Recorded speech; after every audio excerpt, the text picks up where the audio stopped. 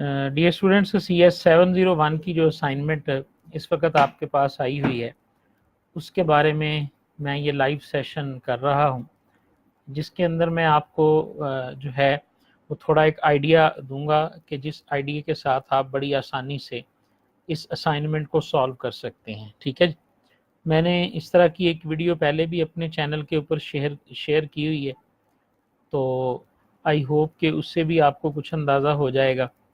ठीक है, जिसमें क्वेश्चन नंबर 3 को मैंने एलेबोरेट किया था।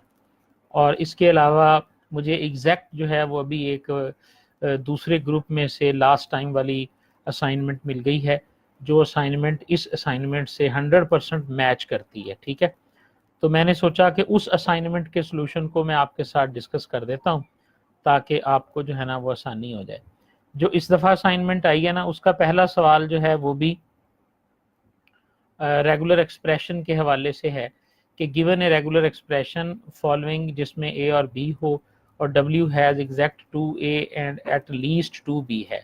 मेरा ख्याल है यहाँ पे आपकी वो जो स्टेटमेंट है ना वो चेंज है, उसमें शायद 2A हैं और 3B के बारे में जिक्र किया हुआ है। मैं देखता हूँ अगर मेरे पास वो असाइनमेंट होगी ना तो वो मैं असाइनमेंट भी साथ ही खोल लेता हूँ। ठीक है, 701 की जी, ये देखेंगे मेरे पास इस दफ़ा की असाइनमेंट है। अगर आप गौर से देखेंगे, देखें जी, आप MS के स्टूडेंट हैं, अगर आप थोड़ा सा अब इसको देख के भी अगर आप अपनी असाइनमेंट को कंप्लीट नहीं कर पाते ना, तो फिर आप किसी से गिला ना करें कि कोई आपकी हेल्प नहीं करता। ठीक है, फिर आपको दूसरे हल की तरफ ही जाना पड़ेगा और ऑफ कोर्स वो पेड सॉल्यूशंस हैं जो आपको बाय करने पड़ेंगे। ठीक है, तो अब आप देखें कि इसमें आया है कि 1A हो और एट लीस्ट 3B हो। अब इसमें 2A और 2B, एट लीस्ट 2B का सलूशन आपके पास मौजूद है। आपको लॉजिकली इसमें से अपने सलूशन को चेंज करना होगा इस सलूशन को देखते हुए। ठीक है जी, कि किस तरह से आप यहाँ पर एग्जैक्ट 3B को और 1A को जो है वो जनरेट कर सकते हैं। अगर आप गौर से देखें तो ये देखें, यानी इसको आपने खुद से देखना है। अगर मैं थोड़ी की देर इसको देखूंगा तो मुझे भी अंदाज़ा हो जाएगा कि किस तरह से हम ये स्ट्रिंग्स जो है ना वो पास आउट कर सकते हैं। बहुत आसानी से बनाई जा सकती हैं। देखें, ये 2A हैं तो बज़ाहिर ये लग रहा है कि ये 2A, यहाँ पे एक चेंज आएगी और ये 3Bs हैं, तो मेरा ख्याल है बज़ाहिर जो है वो हमें ये जो 3Bs हैं यहाँ पे कहीं हमें चेंज करना पड़ेगा। बहरहाल इसी तरह की मिलती जुलती सैकड़ों एग्जाम्पल्स आपको नेट पे मिलेंगी। अगर आप इस स्टेटमेंट को कॉपी करें ना गूगल के अंदर, ठीक है, तो आपको गूगल के अंदर बहुत सारी मिलेंगी। ये देखें, कंट्रोल आप इस ऐसे पेस्ट करें और ये होमवर्क सॉल्यूशन आपको मिल गया जिसके अंदर ये एग्जांपल सॉल्व हुई पड़ी है। ठीक हो गया, आप यहाँ से भी इसको फाइंड आउट कर सकते हैं। एग्जैक्ट सॉल्यूशन नहीं मिलेगा, ये मैं पहले आपको बता रहा हूँ, इससे मिलता जुलता आपको मिलेगा जिसको आपने खुद थोड़ा बहुत सोच के अपने सॉल्यूशन में खुद से ढालना है। इस तरह का सॉल्यूशन आपको मिलेगा। ऐसा नहीं होगा कि कोई बना बनाई स्टेटमेंट वहां मौजूद हो और आप उसको उठाएंगे और उठा के अपनी असाइनमेंट में पेस्ट कर देंगे। ये देखें, यहाँ से उसने कहा W इज ऑड हो तो उसका ये हल है। इसी तरह ऑड नंबर ऑफ A हो तो उसकी ये रेगुलर एक्सप्रेशन है। उसमें 2A और 2Bs हों तो फिर आपके पास ये वाली जो है वो एक्सप्रेशन बनती है। इसी तरह इस तरह की असाइनमेंट्स के अंदर आपको आपका सॉल्यूशन भी मिल जाएगा या आप अपना सॉल्यूशन उसके हिसाब से जो है वो बना सकते हैं। ठीक है जी, अब आप देखें दूसरी फाइल जी। दूसरी फाइल में लिखा हुआ है कि कॉन्टेक्स्ट फ्री ग्रामर बनाएं जिसके अंदर आपको W number of A is not equal to number of Bs। इसका आंसर भी लिखा हुआ है यहाँ पे, इस तरह करके आंसर बना हुआ है। अब इस असाइनमेंट में क्या आया है, इस असाइनमेंट में आया कि number of A is twice the number of Bs। यानी वहाँ ये था कि A और B की तादाद बराबर नहीं है और यहाँ है कि A की तादाद दुगनी है B से। अब आप इसके अंदर अकॉर्डिंगली चेंज कर सकते हैं, यही सॉल्यूशन है इसका। और बल्कि ये सॉल्यूशन जो है ना, मुझे जहाँ तक याद पड़ रहा है कि ये जो बुक रिकमेंडेड है ना हमारी, उस बुक में कहीं ना कहीं ये सवाल मौजूद है। उसकी एक्सरसाइज में, दूसरे चैप्टर की एक्सरसाइज में या तीसरे चैप्टर की एक्सरसाइज में है, वहाँ से भी आपको ये मिल जाएगा। बिल्कुल वही तरीका आप इसके ऊपर भी लगा सकते हैं।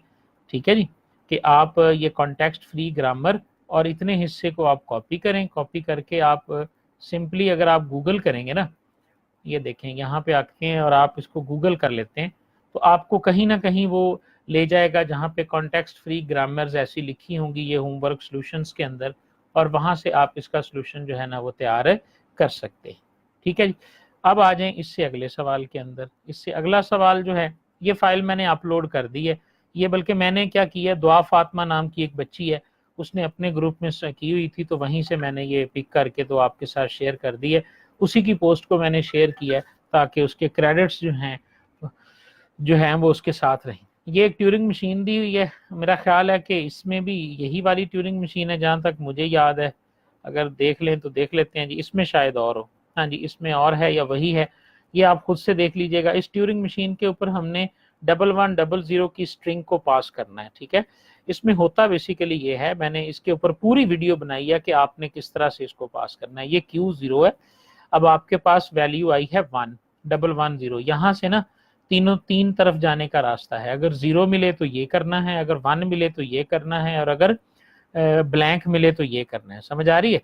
तो यहाँ से अब आपने फॉरवर्ड करते जाना है, यानी अगर आपको 1 मिलेगा तो इसका क्या मतलब है कि आप 1 को रिप्लेस करेंगे हैश के साथ और राइट की तरफ मूव करेंगे, यानी ये 110 को आप इस तरह से लिखेंगे। ठीक है, और ये सारी कॉन्फ़िगरेशंस आपने लिख देनी है। ये स्लाइड्स के अंदर भी इसकी एक एग्जांपल मौजूद है कि किस तरह से आपने कॉन्फ़िगरेशंस लिखनी है, और मैंने एक और वीडियो बनाई हुई है उसके अंदर भी ये मौजूद है। इसमें दी हुई थी ABCC, तो अब इसी तरह सर ने इसके अंदर उसने इस स्टार्ट से जो इसकी स्टार्ट स्टेट दी होगी, ये देखें ये स्टार्ट है ना, यहाँ से उसने A दबाया तो आगे क्या बनना है, और जिस तरह ये स्टेट दी है इसका मतलब होता है कि A replace with A move to right, B replace with B move to right.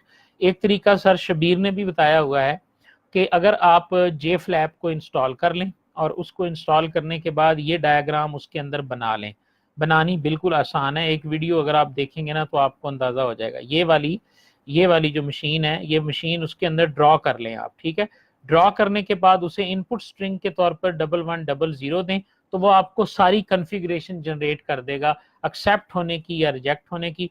और वो जो कॉन्फ़िगरेशन जनरेट करेंगे ना, वो जो JFlap वो जो जनरेट करके आपको देगा, वो कॉन्फ़िगरेशन इस तरह की होगी, यानी उसमें आप देखोगे कि वो इस तरह लिखा हुआ आपको मिल जाएगा, जिस तरह इसके अंदर नहीं ये लिखा हुआ, ये देखें, सॉरी, जिस तरह इसके अंदर लिखा हुआ है,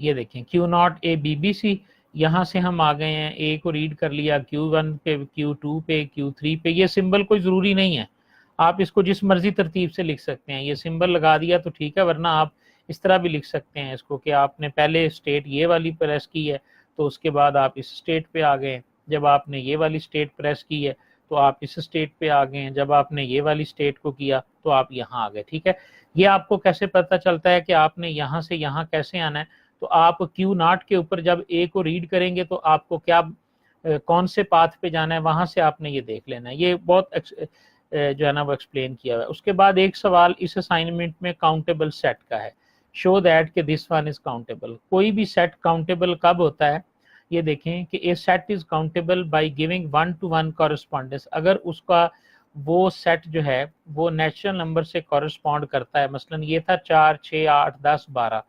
अब आप देखें 1 से 4 बन सकता है, ये 1, 2, 3 नेचुरल नंबर है और ये 4, 6 हैं। अगर हम ये वाली इक्वेशन यूज करें 2i + 2, 2 के अंदर 1i और उसके बाद 2 करें तो ये 4 बन जाएगा, ये 2। तो इसका क्या मतलब है कि हर नेचुरल नंबर के अगेंस्ट इस इक्वेशन के मुताबिक ये सेट जनरेट हो सकता है।